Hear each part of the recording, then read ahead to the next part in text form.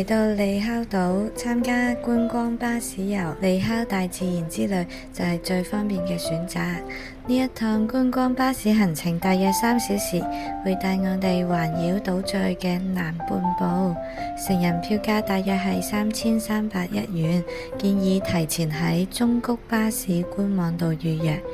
我哋嘅第一站係位於島嶼最南端嘅仙法治御奇公園，呢度有獨特嘅火山岩海岸景觀以及清澈見底嘅海水。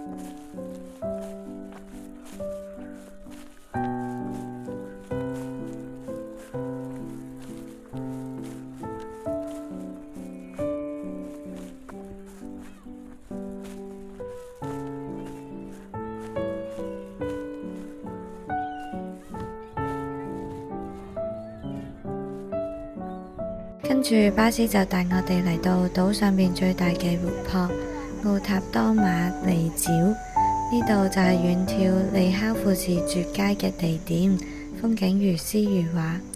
呢一片風景亦都係日本著名朱古力白芝戀人包裝上邊嘅圖案。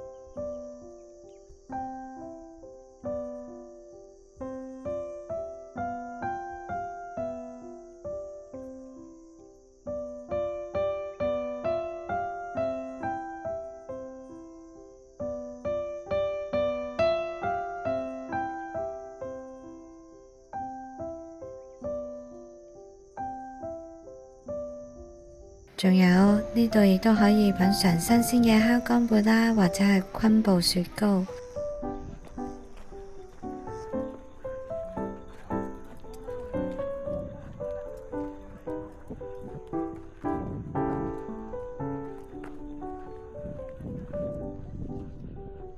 行程嘅最後，我哋嚟到利烤島鄉土資料館。呢一座建築曾經係舊鬼協村公所，充滿咗懷舊嘅歷史感。館裏邊深入咁介紹咗利烤島嘅形成、自然生態同漁業歷史，展示咗過去捕魚嘅繁榮景象，係非常珍貴嘅文化遺產。行程嘅最後會返到淵柏港或者係利烤機場，都方便轉搭渡輪或者係飛機。觀光巴士設有專業嘅導遊隨行，會一邊講解利烤島嘅各種趣聞，當然係用日文啦。就算唔係開車嘅朋友，都可以輕鬆咁遊覽到利烤島嘅精華。建議選擇天氣晴朗嘅日子參加，先至能夠清楚睇得見利烤山。